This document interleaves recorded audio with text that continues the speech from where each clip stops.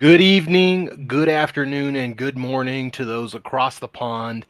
I'm your host tonight, Bro Talk on Reporting Eligible. Another episode on Wednesday night. Thank you guys so much for being here. And tonight's show, it's just going to be me. Uh, you guys keep your thoughts on Berto. He's going through some personal things. Not really sure when he's going to be back, but just keep him in your thoughts. Um, and hey, Berto, if you see this, bro, we're thinking about you. But I know what Berto would say. The show must go on. Hence why I am here tonight. And we are going to talk about our Atlanta Falcons, our beloved Atlanta Falcons, and everything that's going on. As the title says, the Falcons have hit rock bottom. I don't know what else to say. And it was a discussion point last night when I was on the roundtable. Is there were expectations this year, and it just fell all the way to the bottom when the Falcons lost to the Jets last week. It doesn't seem like any type of momentum can be made. Just like you have that opportunity to beat one bad team, you do that, and then you go into New York, New Jersey, right? Another bad team. You have an opportunity to stack wins, maybe carry some momentum into this week, and you can't even do that. It's it's just astounding. And there are a lot of reports saying, like from Jeremy Fowler of ESPN, that Raheem Morris may be back next year. Like, I want you guys to prepare yourselves for Raheem Morris to be here next year. It really, truly can happen. And I've been saying that for a few weeks now because it's not Arthur Blank's style to just pull the plug. And if you think about it in a broader picture, it's hard for players schematically to get comfortable, to know the ins and outs of what you're asking them to do when you're continuously rotating coaches. So I just want you guys to fully prepare yourselves for another year of Raheem Morris. Guys, Silk, April, Lisa, all you guys that are here, thank you so much for being here. It's it's one of the more frustrating seasons that I can remember, probably since 2020, that COVID year where Dan Quinn was essentially let go. There were no expectations though that year though. We just wanted to win, and it was like every week the Falcons found new ways to lose. Well, coming into 2025, there were tons of expectations for this team, right? The roster was ready. Could the roster be better? Absolutely. But it had enough pieces to where you could stack wins, right? The Falcons have been in 6 one-score games, and in those 6 games, they are 1-5. Could it be luck? Could it be coaching? Could it be the way the ball rolls? There are so many variables each game that you split those 6 games and you go 3-3. Well, now you're arguing, hey, the Falcons have a legitimate shot at winning the NFC South title and making the playoffs. Because even though the Buccaneers started off 6-2, they lost 3 straight before breaking that losing streak, right? They were 6-5, staring at 6-6, and potentially the Panthers leaping them in the division lead. So this division is still wide open. So then that begs the question for Arthur Blank is like, what what are you gonna do, dude? The only real way I should say that I think Arthur Blank does make a change is if the Falcons lose out. Right? You finish the season, what is it, 4-13. You now have a top 5 pick that you don't own. You gave it to a potential Super Bowl team. Hey, thank you for noticing. My wife put a lot of time and effort into this. So shout out to my wife putting together this Christmas tree for the holidays. But in all seriousness, like, what is it going to take for Arthur Blank to make change, to just hit that cultural reset button? And we all know as fans, right? The outside media doesn't think about this, but we see it day in and day out. There will be no cultural shift or change until Rich McKay is gone. Like, completely. I'm not talking about oh, he's not in football operations. No, it's like He's scraped off the payroll. Thanks for your time. Not really, but go find another job. And then at that point, okay, now Arthur Blank is serious, but I don't think that's going to happen under Arthur Blank. I think it's going to be until his son takes over. What do you got for me, Lisa? To me, rock bottom was the game versus Carolina at the Benz. When we lost, Bijan was on the sidelines in tears. I hated seeing him like that. He tried to carry us on his back, but it wasn't enough. Like it wasn't enough when Drake got 3 touchdowns and we still lost. To your point, Bijan, nearly 200 yards of all purpose, 200 all purpose yards last week. That wasn't enough. Like you look at that stat line and you're like, dang, the Falcons must have won, right? No. Like those are the most frustrating. Like if I were in Bijan's shoes, I'd be so angry that tears start rolling down my eyes because you're giving it your all. You're putting your body on the line. You are trying to will this team to victory, but it's always something when this it's always something when this team is on the verge of winning that causes them not to. And last week, the glaring issue of special teams reared its ugly face again. Like we talk about this week in and week out, that special teams is by far the worst of all the 3 phases. And that's saying a lot because the offense hasn't been great all year, but the offense has kind of turned the page because Kirk Cousins is playing okay football, right? We're not expecting Kirk Cousins to be a superstar, but he is a game manager, and that's exactly what he did last week and the week prior, right? Game manager, let your superstars take over and win you the game. So why is Marquise Williams still here? Like, really and truly, I love that Joe Patrick asked that hard question to Raheem. If you guys didn't see the quote, he asked Raheem, you fired Ike Hilliard after week 3, called it a performance firing. What's the difference between Marquise Williams? Because his third of the football team is not performing. And it was real head scratching and real kind of like you shake your head like Raheem's response. It was a communication problem, and it's why Ike Hilliard was fired. What does that even mean? How is that any different than Marquise Williams? You're communicating, hey, you need to get this corrected. But it's still not. It's still not. Just when you think you have momentum, okay, we just went up a touchdown.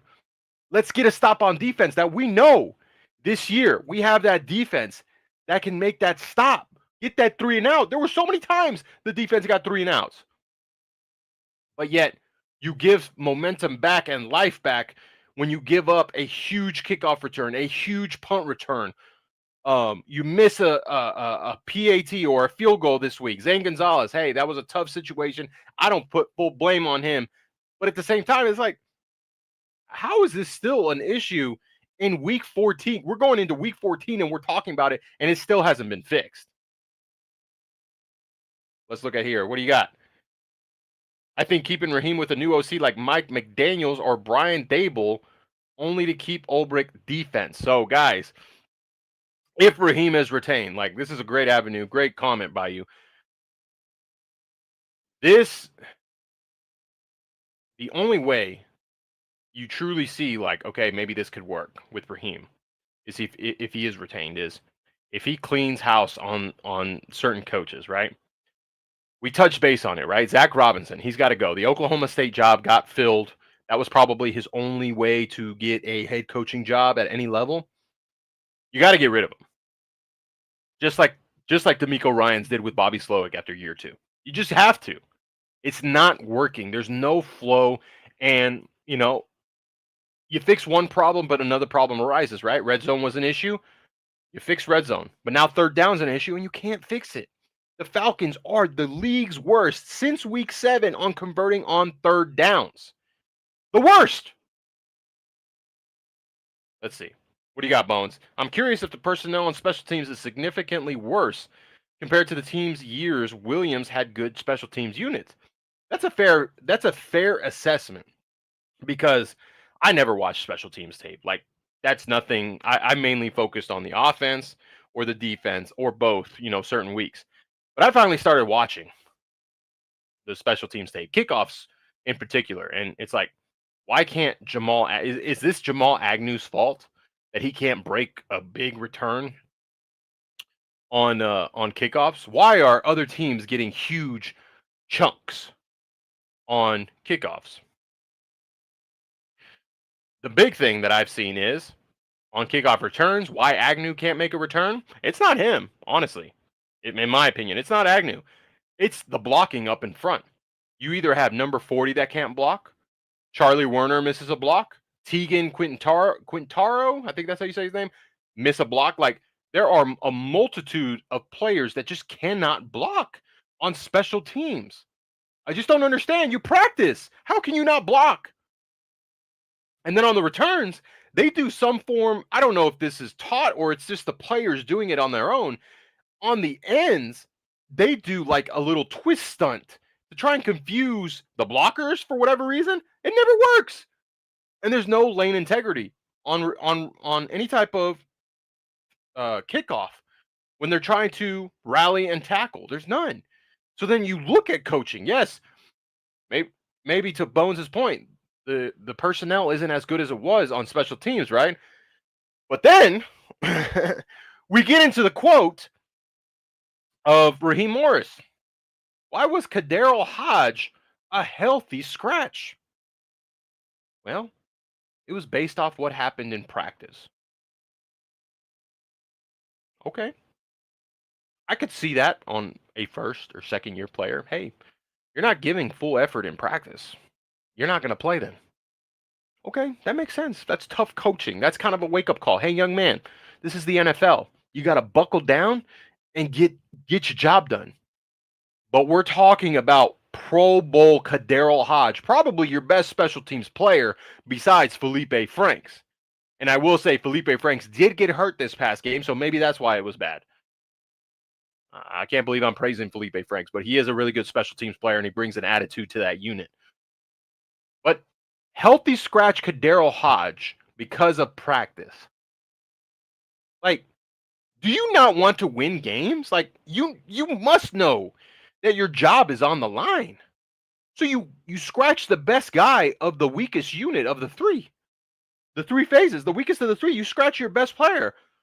The reason you signed Mike Ford to be opposite of Kaderil Hodge, because Mike Ford has been a great special teams player in addition, right? He deserves to be in the Pro Bowl for special teams, how well he's been playing, making tackles, recovering fumbles, you name it. The guy gets the job done and he takes pride in his work.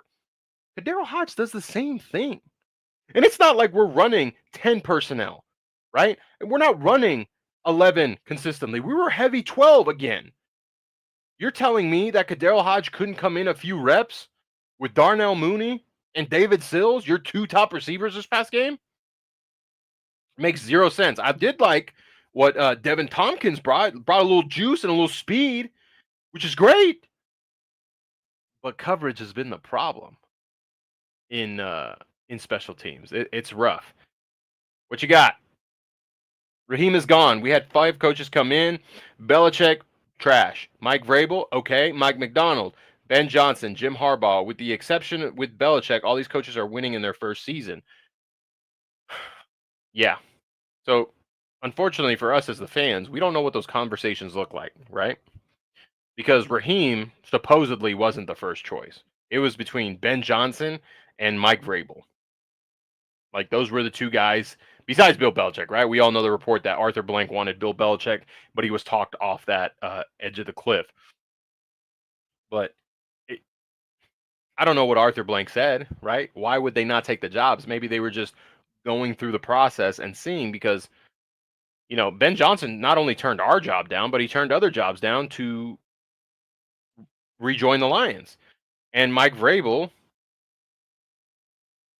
decided not to coach, if I'm not mistaken. He was in the Browns organization being some sort of like, I can't remember what his position was, but then when the Patriots position came open, well then yeah, that was kind of like, oh yeah, that's Mike Vrabel's job once he interviewed for it. Um and they fell back on Raheem, right?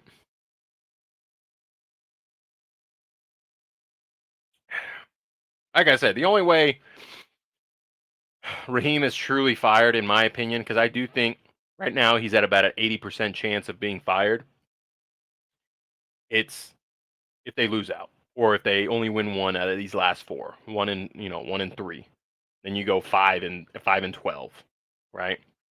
And that I think that's when it's fired. Like you can't go into next season with him back and then fire him after week 4, after week 5. Then you just lost another season. You have players that are coming up on contracts. Drake London, right? Bijan's going to be eligible for an extension. Um, Michael Penix coming back. Kirk Cousins. What are you going to do with him? Is the new regime going to keep him? Like there are a lot of glaring holes after this season. So if you're going to bring back Raheem, right? Because supposedly he's lost the locker room after firing Ike Hilliard, after letting go of Ray Ray. Like we don't know the whole details, right? We probably won't until maybe this offseason. Like, how can you justify bringing this man back? That's if he goes 8-9, right? Right now he's 4-8, so he would have to win 4 out of the last 5. There's 5 games left. I thought there was 4. No, there's 5 games left, right? 14, 15, 16, 17, 18. Yeah, 5 games. So he would have to go 4-1 in these last games. Yeah, you play the Bucks again, who you almost beat. Kirk's known to beat the Buccaneers. Um, you have the Rams. You have the Seahawks this week.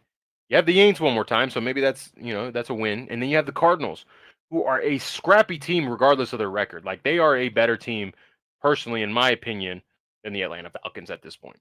Like Jonathan Gannon, I think, is doing a really good job. It's just they haven't won those one-score games.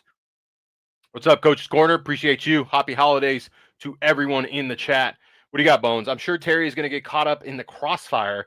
And to me, the GM hire then would be the most important hire, assuming blank actually lets the new GM hire the new head coach for once. Again, cultural shift, changing your methodology to hopefully get a different result, because what you're doing right now, Arthur Blank, is not working. It really isn't. And I do think that if Raheem is fired, Terry will be fired as well. Say what you will about Terry, like him, hate him, or not. The track record from really bad GM to getting his drafts right, like this year, 4 starters on the defensive side of the ball, to ascending edge rushers and ascending safety, 5th in voting and Pro Bowl right now. Like, okay, the contracts, that's where you get, right? The Kirk contract. Darnell's Mooney last year was like, oh, that's contract's a steal, but now this year he's not living up to that contract. Giving out Jake Matthews another contract, not saying he's not worth the money, but hey, when are you going to get younger at the position? Same thing with Caleb McGarry. Unfortunately, he suffered that knee injury. And then you've got contracts coming up, right? Kyle Pitts, however you feel about him, right? He's up on a contract. Tyler Algier. You have Caden Ellis. D. Alfred's going to be a free agent again. Jesse Bates is on his last year. What do you do with him?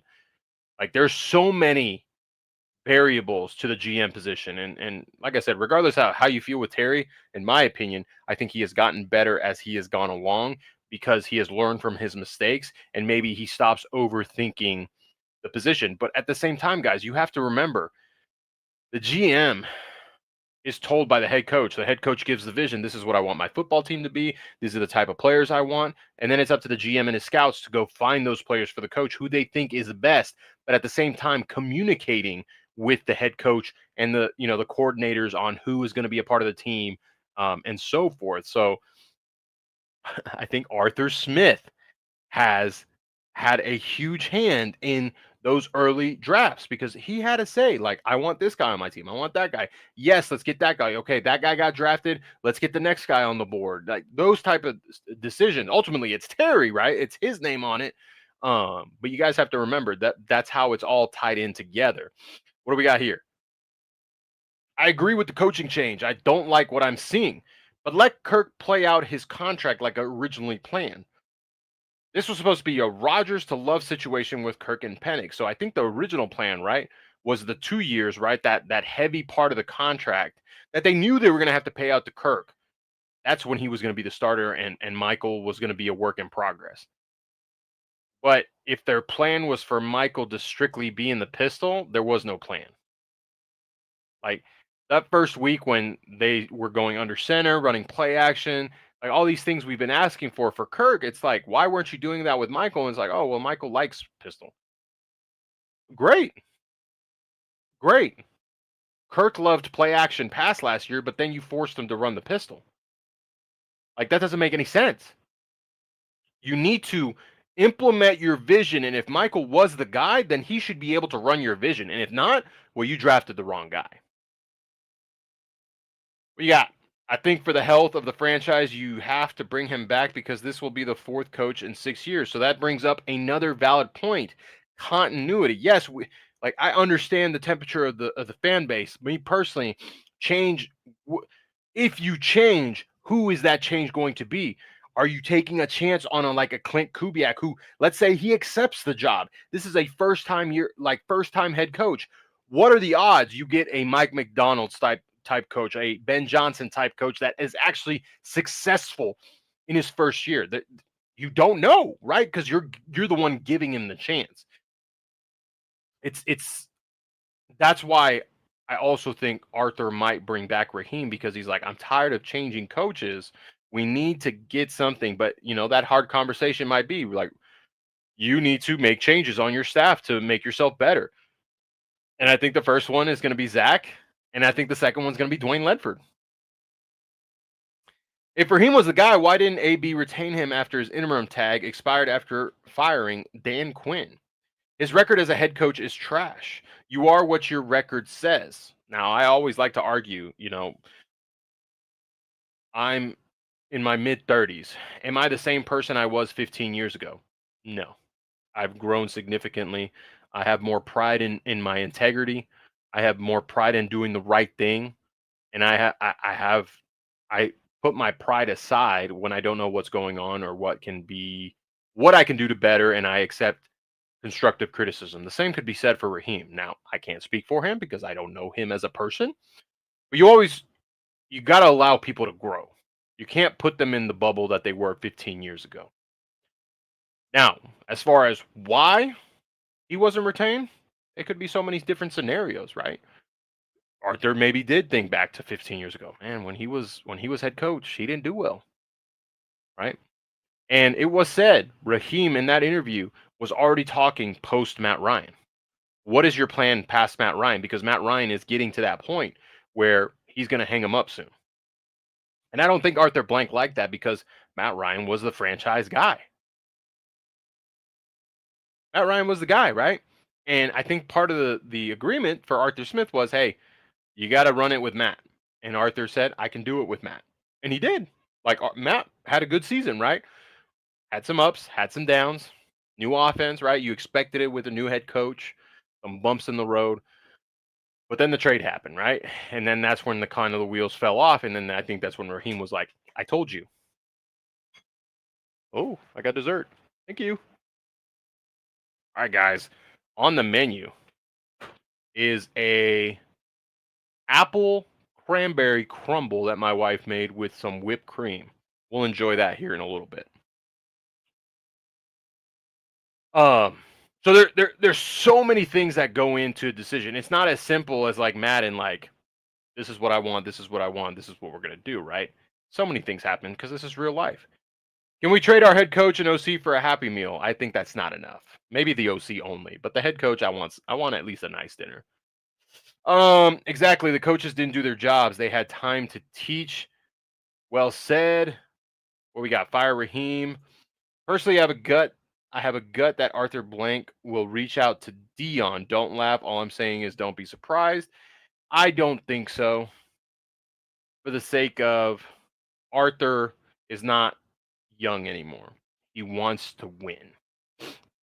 He's getting up there in age, and we don't know how much longer he's going to have as the owner before he hands the keys off to his son. So if he was younger, maybe I would say, okay, maybe this is more realistic. Well, probably not. I don't. I think the likelihood of that happening is very small. Competent coaching matters, right? Hence why Zach Robinson. What are you doing here? Yeah, you could say that. What's good, bro? Talk. Sorry I'm late. Hey, no worries, man. Appreciate you all guys being here. Um, it's gonna be an interesting off season, right? You want to stack the wins because you don't want to let the media be right. The Falcons traded, they're dummies. They traded that first round pick. Look, it's a top 5 pick. Blah blah blah. The thing that they don't look about it, they don't look at is that James Pierce Jr. is going to be a cornerstone of this defense, along with Jalen Walker. James Pierce Jr. the last 4 games has 4.5 sacks. He has more than Jared Verse did last year as a rookie. Both him and Jalen Walker have 5 sacks and lead all rookie edge rushers in sacks. That's more than last year's Defensive Player of the Year. So he's ascending, and I'm starting to see him kind of unravel that bag. That little chop spin move that he had on Membo that got the sack, rookie on rookie crime. Like, that's the type of evolution you like to see from your rookie. Let's see. So coaches bring the best out of their players. So get rid of Morris, bring Kubiak. I see Super Bowl in the near future. You could argue that, right? And if you're right, you're right. But if you're wrong, hey, now we're in the hole again, right? We're in the hole again. Now we're having to like reassess, and I think that's why Arthur Blank, like, he doesn't want to do that. He doesn't want to do that. Yes, sir. Tyler for Pro Bowl, guys. Pro Bowl voting is open. We know that this is a popularity contest. We have to ensure that the players on our team that have rightfully earned the right to call themselves a Pro Bowler get in. No other running back duo has 7+ touchdowns on the season than Bijan. It's only Bijan Robinson and Tyler Algier. Get Tyler in the Pro Bowl. He deserves it this year. He's playing out of his mind this year. Same thing with Bijan, Drake, Chris Lindstrom, right? Get our defensive guys in the Pro Bowl. It's up to us as fans to get them in there. Remember, Pro Bowl voting is live. Get in there, and you can vote more than once. Spam it. Let's show the world that our Atlanta Falcons, record aside, deserve to be in there solely on their play. Pierce is proving them wrong every day. I agree. What does Raheem do well? I'll wait for your response. Raheem, I think, and again, this is me speculating. I don't know him. I think Raheem has a good vision. I just think his vision was blocked by himself. Right? We wanted to give him the benefit of the doubt of hiring 2 first-year coordinators, right? It's the same thing that goes, guys, first-year head coach. We saw what the first-year coordinators did, right? James Lake, gone. Jeff Ulbrich, someone with experience. Okay, now we're seeing progress. Zach Robinson, first-year play caller, not great. You saw moments of flashes where you were like, okay, maybe we can do things with this guy. Year 2, no. So you're taking the chances that Raheem took with coordinators. Now you're saying, let's take that chance with a coach. That you just don't know how it's going to play out. I don't, and neither do you. Am I wrong in thinking this is one of the most mediocre head coaching pools in this offseason in recent history? I agree with you, Bones. And that's another reason why I think that Arthur Blank may not make the move, because it's mediocrity. Unless someone, I don't want Mike Tomlin, guys. If Mike Tomlin comes available, I just don't think, I think he's past like being that elite type of coach. But if someone like, let's say, Matt LaFleur says, you know what, I need a change of scenery, kind of like Andy Reid did when he was in Philly. If Kevin Stefanski says that, that's when you're like, okay, let's get rid of Raheem. Let's get these guys that have proven that they can win. And even though the Browns aren't very good, Kevin Stefanski, I think, won Coach of the Year back-to-back years with the Browns. He helped them get to the playoffs with Baker Mayfield. Like, he can win with better rosters, right? He got that Deshaun Watson contract that he's stuck with. They can take their lips and kiss all, because I don't care what pick we have, JPJ is worth to get. Yep. Chew gum. Hey man. So does what's his name? Pete Carroll. He does. We got a squad, need coaches. Bijan Tyler Pro Bowl. Lies good. Yep. Kubiak has playoffs and Super Bowl experience with that talent. Hey, guess what? So did Raheem in Los Angeles. Guess what? Raheem Morris is a Super Bowl winning defensive coordinator. Like, your argument, you're saying the same thing for Raheem. He had talent. He had Aaron Donald. He had Jalen Ramsey. He was able to coach a defense to win the Super Bowl. right? So everything you're saying, Raheem Morris has done. Raheem is an embarrassment to coaching profession. Period. Nah, I don't think he's that bad. I get we're upset, but there are guys that are a lot worse than Raheem. What do we got? He's a motivator, supposedly. Right, supposedly. You guys, I'm trying to catch up to all these. I'm trying to catch up to all these comments. Love it, guys. Love it. At some point, you have to let someone come in the building, regardless of who you hire. So, are you guys okay with that? Like, really and truly, think about this. Think of yourself as a fan. If you fired Raheem, and let's say you hired Clint Kubiak, right? Let's say you hired Clint Kubiak. He hires his staff, right? Let's say we don't do well. Let's say it's another top 5 pick, but this time we have it right in the 2027 draft. Are you okay with that? Right? We have the talent. That's where I'm leading at. I'm not saying that Clint Kubiak can't be a good coach, but I'm also putting into perspective for you guys. He could be the opposite of what you think he is. He could be a great offensive play caller, but he's not ready to be that head coach like maybe his dad was. So then if you want someone, hey, get someone with experience. Brian Flores has head coaching experience, right? He sees talent, right? He built a great defense in Minnesota. He wanted Tua out because he saw the issues, right? Tua's not that great, so maybe he has a good eye. I want you guys to temper expectations because if we fire Raheem, we could potentially be a bad football team for a while, but then on the other side of the coin, we could be a very good football team for a long time. But I think ultimately it starts with Rich McKay's departure, which I don't think is going to happen anytime soon. Did you already speak on Ray Ray's most recent comments? No, I mean Ray Ray's kind of beating around the bush. At this point, I think he should just flat out say, why was he sent home? Why were you cut? Right? Even if he embellishes and doesn't tell the 100% truth, let us know. Quit beating around the bush. Like what do you have to lose at this point? Because I don't even think he's on a roster right now. Like, screw it, Ray Ray. Tell us what happened. We would love to know. And Ike Hilliard's kind of like gone. He's disappeared. Right? He's living his life. Sure, he's making money off that contract he signed. I don't think any coach would be dumb enough to hire first-time coordinators.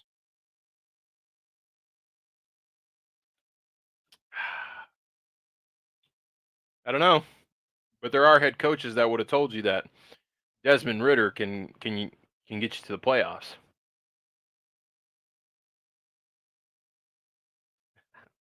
I'm just saying, right? I'm just saying.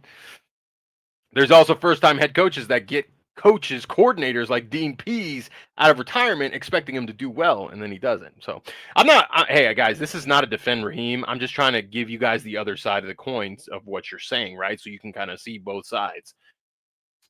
I'm a no to anyone who has never been a head coach before or even has a no winning record. Absolutely not. In 26 years, we haven't had one yet. There you go. There you go.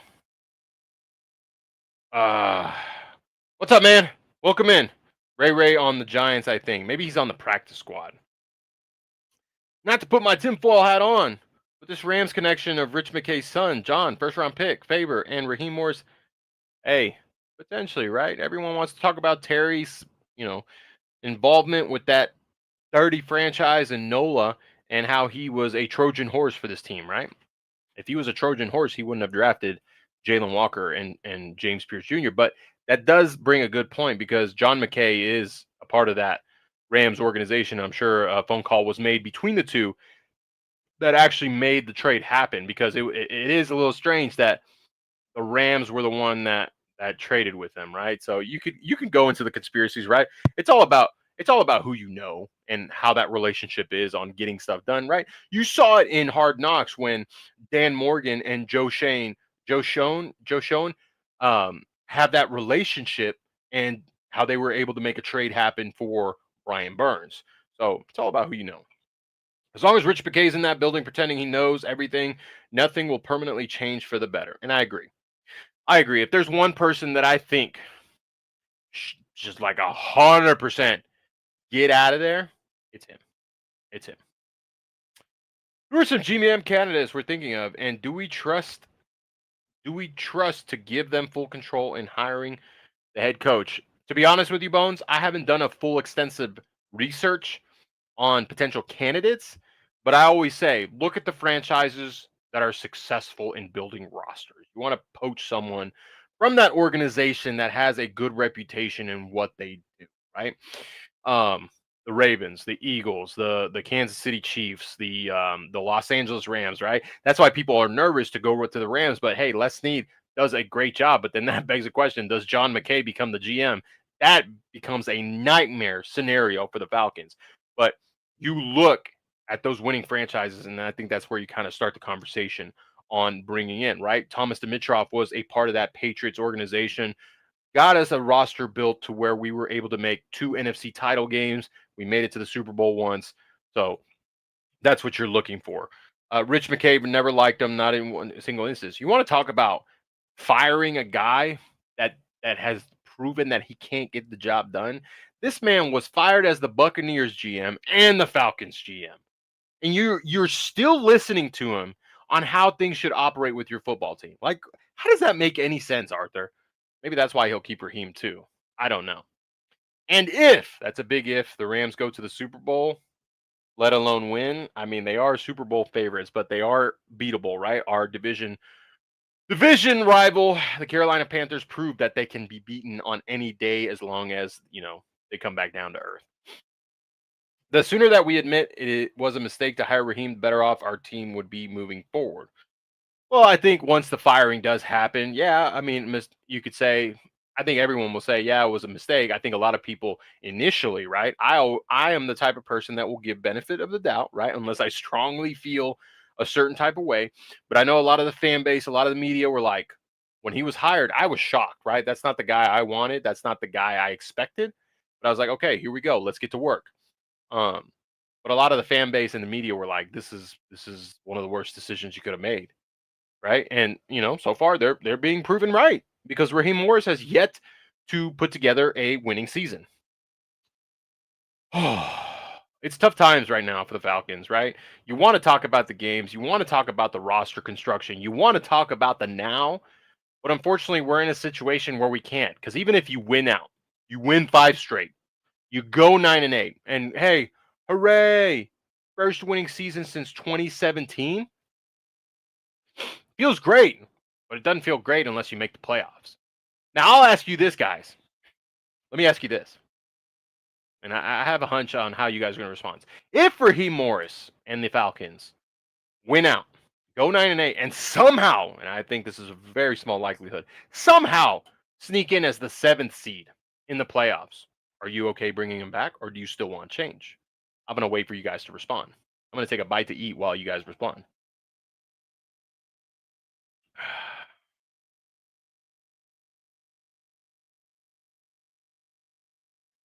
Let's see what you guys have to say.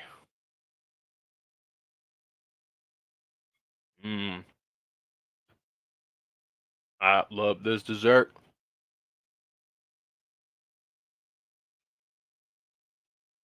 All right, we got some answers coming. Still on the fire Raheem train. Lisa still wants change.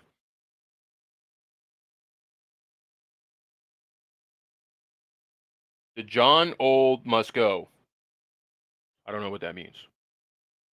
Can you explain it to me? His ego has been exposed. I will fired still. Okay. We lost to subpar teams. That's why I want him out of here. So Lisa, remember, if they win out, they would then have beaten the Seahawks, the Buccaneers, and the Rams. Does that offset losing to those subpar teams? Right? Does it do any of that for you?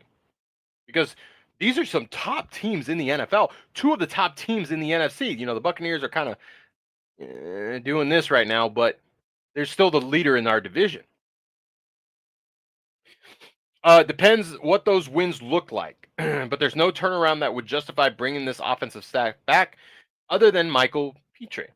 If you guys don't know, that's the running backs coach. I guess so. Raheem's first name is actually DeJohnold. Oh, I didn't know that. Are you pulling my leg, or are you being for real? Nah, we got embarrassed too many times, even with wins against good teams. So you guys still have that sour taste in your mouth that you say no matter the result, if we win out and still get a winning season, you still need to go. What does Lisa have? Nope, bro talk. I'm standing firm. I don't see us beating both Seattle and the Rams. No, and then don't take me wrong, Miss Lisa. I think we lose those games. But what I'm saying is you mentioned that we lost to subpar teams. If in that odd scenario, that very slim scenario that we beat both of these two NFC juggernauts, does that change your view on Raheem? Does it have to be convincing wins? Like let's say we win 34-14 against one of these. Like, does that change your opinion on it? Because this is the NFL after all, and it's a week in, week out league, right? Obviously, this is one of the most like weird seasons. You expect one team to do well, and then they just lay an egg and lose to someone they shouldn't. Like last week, bro, I do weekly picks, and I went 0-4 to start, bro. I picked the Chiefs, I picked the Lions, I picked the Ravens, and then I picked the Eagles, and they all lost. It's a little embarrassing for me, but hey, it's the NFL. What are you gonna do? We were too harsh on Arthur Smith. Not really, because guess what? He chose Marcus Mariota as his quarterback, the guy that quit on the team. He chose Desmond Ritter, who obviously was not ready to be that guy. Maybe he could have been a serviceable backup, but you threw him into the fire, and then your next solution was to have Taylor Heineke. Like if Arthur Smith was still here, you know who our quarterback would be? It would probably be Justin Fields. How would you feel about that? We see what Justin Fields is in New York. He got benched. How would you feel about that? Because really and truly, Arthur would want himself a mobile quarterback, and that's who was available at that time. Possibly Russell Wilson could have come to Atlanta. Like, what do you think there? Because Kirk Cousins, I don't think would have been his guy. What's good, bro? Talk can't win. Can't wait for the NFC South to actually be good again in 2026. I don't know, man. We'll see. So if you had to pick a coach, so if you had a pick for a coach, whom would it be? If I'm being honest with you, if I had my say, it would be Matt LaFleur. Like honestly, it's very unlikely he gets let go at this point because the Packers are on the upward trajectory. I had them as my preseason Super Bowl winner. Um, but the next realistic option, I think, would be Kevin Stefanski. Like I think Kevin Stefanski could be a guy that says, I need change. I am tired of being in Cleveland. I'm tired of doing this. I want to go coach somewhere else. If he becomes available, you go and get him. Because I know we like Jeff Ulbrich and we want to keep him, but you potentially bring over Jim Schwartz, who's one of the best defensive minds in the entire NFL. And he would utilize James Pierce Jr., Jalen Walker, Brandon Dorlus, Rook Oro, Divine Diop. Like he would have these guys ready to go. Like, do you guys know how good the Browns defense is? It's just the Browns offense that offensive line is old. They don't have the right quarterback. It's bad right there. I would say Kevin Stefanski if it were me. That wouldn't be good, but I would say with this team, Arthur would at least have a direction offensively. But what about defensively? I don't know, man. Kubiak? I think Kubiak is the next Giants head coach, if I'm being honest with you. He probably sees Jackson Dart and he's salivating. Tomlin, I don't want Tomlin. I honestly they could see him take that Penn State job, honestly. That's a good pick, and he is also under Kubiak tree, right? He yes, you're right. Gary Kubiak. He's also he was under the Mike Zimmer tree, right? I'm pretty sure he was the OC for the Vikings back in the day. So Stefanski knows how to win. Not saying Smith was good, but damn, does Raheem has me feeling nostalgic for Smith. Yeah, it's because there were moments where it looked like Arthur Smith was gonna have some winning seasons, right? Also, bro, talk. I threw in an LOL, a slight sarcasm. Oh, okay, I gotcha. I think Stefanski on offense has some of the same issue Raheem does in hiring bad coaches. Can you elaborate on that, Bones? How would you say he has the same issues per se? Because when he had Baker Mayfield, David Njoku, Nick Chubb, like that offensive line was younger. They made the playoffs and they whooped a Ben Roethlisberger, a Steelers team. So I'm just curious. No, we're not hiring Dan Quinn. Stop. That ship has sailed. Why is this situation such a catch-22? But I say fire Raheem. He has thrown people under the bus, and his ego is probably his downfall. Yeah, I mean, I'm not disagreeing with you. That's a fair argument. It. He's lost. When you lose the fan base, it's hard to win them back, right? We're at a point in the season where you really cannot win them back because no matter what, even if you go 9-8, we were just talking about it. Even if you go 9-8, people still want you out of here. Could Nat Shaw be on the coaching staff? No. Get out of here. Unless, no. Uh, no, no, no. The only former player I want in the staff is not going to be on the staff, and that's Matt Ryan. He's happy at CBS calling games. He's really good at what he does. Like, I don't think there's any former player, good former player, that would want to come into this situation. I know Dion was brought up, but I don't think it happens. No, no Matt Schaub.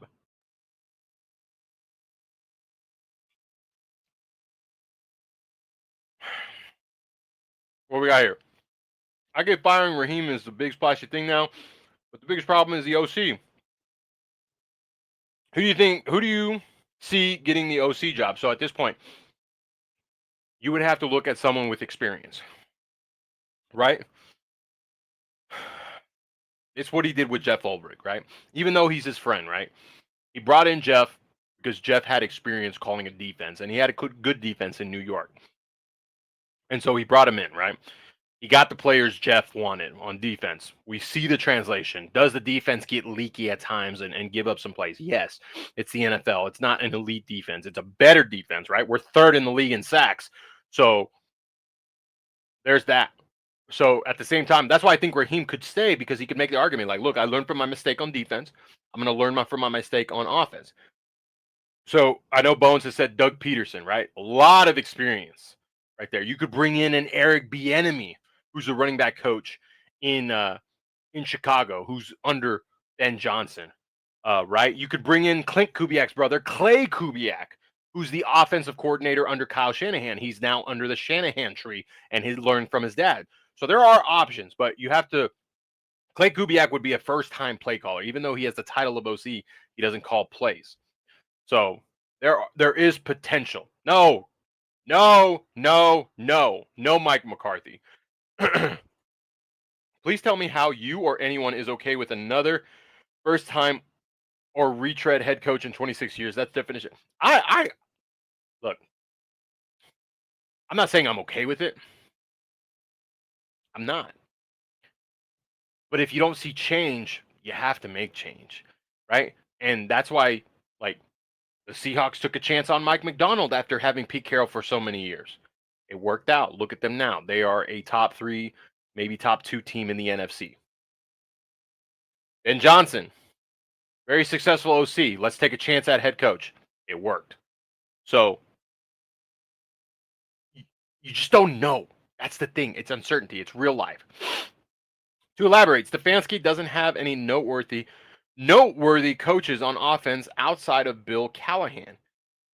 And he's gone through multiple bad OCs and offensive line coaches after Callahan. Even if he's calling plays, he needs a good support system, in my opinion. Hey, you know what? That's a fair argument.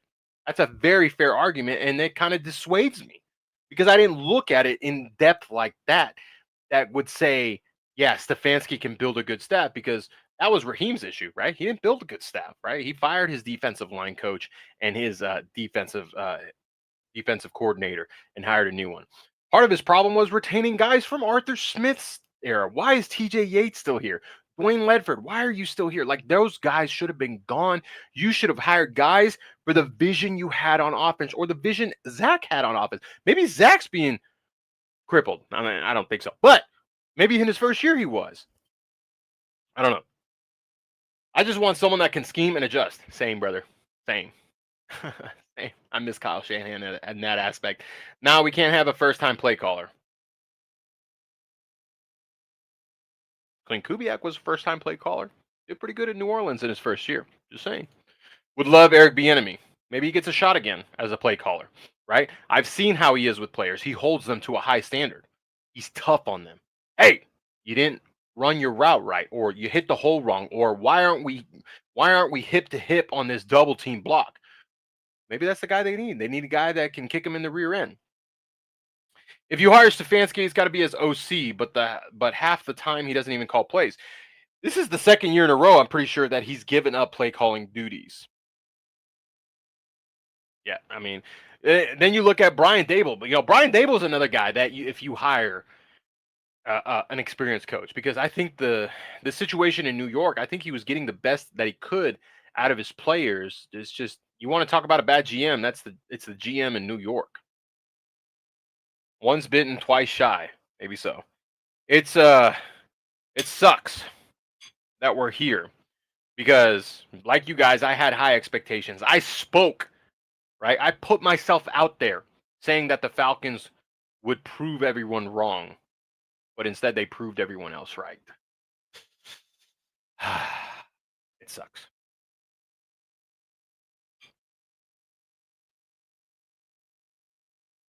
Canales and Grizzard were both first-time play callers, but I kind of agree. Can't have a rookie play caller and an inexperienced or rookie quarterback. Right. A record of 33 and 56 signals that you suck. Hey, if you missed the earlier part of the show, are you the same person you were 15 years ago? I'd like to think no. So, Raheem admits that he was very arrogant in his youth and he thought he knew everything. So,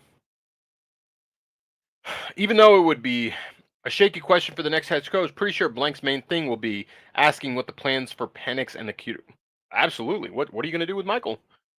Because we know Michael needs to work on his footwork, needs to work on his hip detachment from his arm, right? He relies too much on his arm, and that's where the accuracy issues come. My personal life be falconing too. Hey man, it'd be like that sometimes. Sometimes it happens to me too, man. How many people you see getting fired this season? Is Terry and Jeff gone? If we can, is Terry gone? Oh, are you saying is Terry and Jeff gone if they fire Raheem and Zach? I think so. I think they would start fresh and new. And Ulbrich wouldn't wait around, honestly, for for the new head coach to say, "Yeah, I'm going to keep you or not." Right? He's going to go look for an opportunity. Our pass rush improved. Everyone proved everyone wrong. So there's that. Yeah, we can hang our hat on that one, right? He still seems arrogant. Maybe I think Arthur Smith was more arrogant than Raheem is, but that's just me. Penix got bricks for feet. I don't know what you mean by that, but when I say his foot, are you talking about he doesn't run? He wasn't a runner in Washington either, right? He was a runner in Indiana, and that cost him his ACL a time or two. But as far as his footwork goes, he has this little hitch when he gets ready. It's like he's got his feet set, but when he goes to, instead of driving off that back foot and having his toe and hips pointed in the direction that he wants to throw, he like almost hops and then throws. Well, you lose the majority of your power. It's just his arm is so strong that he's able to still rifle it in there. That's what I mean. He's got to work on his footwork and his technicality, and that's what's the worst part of him having this season-ending injury, because you look at it and you say, okay, it didn't work out. You see the flaws, you see the problems. At least he can go into the offseason and work on them, get better, like a Josh Allen did, right? We saw Josh Allen's accuracy increase significantly because he worked on his technical side of being a quarterback. But now he can't even do that because he's focused on getting his knee right. And so now it's like we're even further behind. So I love Michael. I think Michael's a great human being, and I think he can be that guy. But ultimately in the NFL, it's about winning. And if you can't help the team win, well, you get left behind. So it's going to be interesting to see when he's actually ready to return to play. We definitely got monkey's paw wish with fixing the pass rush. Pass rush was been elite this season. Everything else, booty cheeks. Now, guys, keep in mind it's taken it a while, but we are finally starting to see results on only rushing four. Before it was a super heavy blitz because Ulbrich said, if you don't want me to blitz, we'll get there with four. If you can't, then I have to send guys. And so we were super blitz heavy, and who cares, right? You're getting the quarterback to the ground, you're pressuring them, you're getting them off the spot. That's the whole point. That in his preseason presser, he talked about, yes, sacks are great, but pressures and throwing off the timing is what we're looking for, and that's what's happened. And to see Jalen Walker and those young guys starting to really come along, that's a good sign. Has very limited pocket mobility. Clearly doesn't like under center. Don't know if that's the play caller, but we've seen bootlegs and play action with Kirk that wasn't present with Penix. I think you missed the earlier part of the show. Is why isn't he doing that? Why has he not been working on that since last year when he was the backup? That's my question because you think about this, right? Kirk was forced to be in the pistol when he is strictly an under center play action pass guy. He loves having his back turned to the defense. Yeah, okay, the Achilles, he's still recovering from it. Okay, why didn't you see it later down in the year when Kirk was struggling, right? It's just it's coaching malpractice in my opinion. Secondary been okay, first and second down, just not third. It happens when you can't get pressure on third down. It hurts them, right? It's in jeopardy. Definitely need to start Jalen and JPJ over the vets. If you didn't see the recently released depth chart, Jalen Walker is officially a starter for our defense. Mostly 5-man blitzes creating one-on-ones. Hey, that's great. You're winning your one-on-one. Hey, most college quarterbacks live in the shotgun and the pistol, and they have a 6 preseason games for reps. I simply can't understand the thing that he's so bad under center that made. Hey, I agree with you, man. You got to get the reps in order to get better, and the fact that the coaching staff didn't push Michael to get better under center and play action, that's on them. That's on them. As a coach and as a teacher, you have to push your players and your students to be better. Penix played under center perfectly fine last year. Eh, could have been better. I wouldn't say perfect, perfectly fine, but I do think he had instances where it's like, yeah, he can do this. Yeah, I missed the first part. My bad. No worries, man. No worries. I floated around the idea before. I want a quarterback in the third to compete back up Penix. 5 season enders in 8 years. That's enough to end a career. Hey, it's the unfortunate side, right? You try and you get hit right the certain way, your foot catches us right the certain way. These things are freak accidents, guys. Like, it's unfortunate. It really is because much like, Penix has had all these injuries, Billy Bowman Jr. has never had surgery and he just ruptured his Achilles in a walkthrough. Things like that can happen. That's the nature of the beast in sports. Injuries, unfortunately, are the negative side of playing sports. Do you think Raheem influences Jeff's defensive scheme on backing corners off on third down? Reminds me last year of Jimmy Puddles. No, no, and yes, right? Raheem's methodology is there, but Jeff is in charge of doing it. And to your point, this is where I think Jeff Ulbrich falls short because it's like, why are you giving cushion? Why are you giving 8 yard cushion when they need 9 yards, right? If you're going to send 5, press your corners, right? Jam them, throw the timing off. Don't give those easy completions. So that's why I think Jeff Ulbrich still needs to improve. I don't think he's a perfect coordinator. I think he's helped us improve, but he's still lacking as well. Michael Penix, best play in college was under center. I don't know about that excuse. That's fine. I really do hope we keep him. I really do believe in him. Are you talking about Michael? I think you are. I don't blame Mike. Still don't think Mike sucks. I don't either. And he's shown enough to have those attributes and traits that you want to be able to be your franchise guy, right? Again, it's an unfortunate thing that he was injured again. We don't wish injuries upon anyone. I was in Atlanta at that game when it happened, and I saw him throw his helmet, and I was like, "Oh no!" Like, please, please don't let it happen, and it did. Ulbrich running that Todd Bowles third down defense, 8 yard separation on 3rd and 6. Right? It's you could nitpick a lot of things, and that's my biggest thing and biggest gripe with Jeff Ulbrich in certain situations. Right? You're sending pressure, you're getting pressure. You see that pressure. Like, for example, Bryce Young in Atlanta was getting pressured and was throwing the timing off. And then in certain instances, you're only rushing 4 or even rushing 3. You need to get pressure on this guy. He obviously does not thrive under pressure. And like the Carolina game and the New York game, like those things, they slip out of your fingers because, a good offensive play call was called. And because you can't get pressure, the quarterback's able to find the open man. That's where I think Jeff Ulbrich lacks. Guys, we're creeping up on an hour. We're creeping up on an hour. I'm going to have to wrap it up here. The missus is waiting for me. Guys, I appreciate you all the comments, all of, all of you being here. Um, for the time being, reporting eligible will be a one-man show.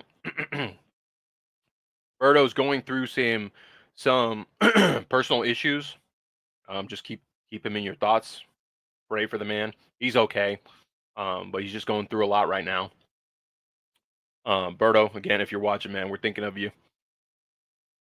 And we'll see. Don't temper your expectations this week against Seattle. Expect a blowout, but also don't be surprised if the Falcons, for whatever reason, win this game for nothing else more than pride. Um, it is what it is. As always, guys, you can catch me on at Dirty Bird Central, YouTube, TikTok, Instagram, Shorts, and Reels and TikToks. That's where you can find me. Long form content has been paused for this season. Life's been just a little busy for me this year, where I can't just sit down and make that long form content. And as always, guys, excuse me. And as always, at BK squared 7 on Twitter. Why? Because I am lazy and I drag my feet on changing my name to Dirty Bird Central. Either way, daily tweets and thoughts, everything Falcons and NFL and college too, right? The college football playoff is right around the corner, and my Texas Tech Red Raiders are the number 4 seed as of right now. Big 12 championship loading for them. I know I got a lot of Bulldog fans in the chat. How about those Dogs? Another SEC title game on the horizon for them. But until next time, guys, I appreciate you guys being here. Love you guys, and I'll see you next week. Peace.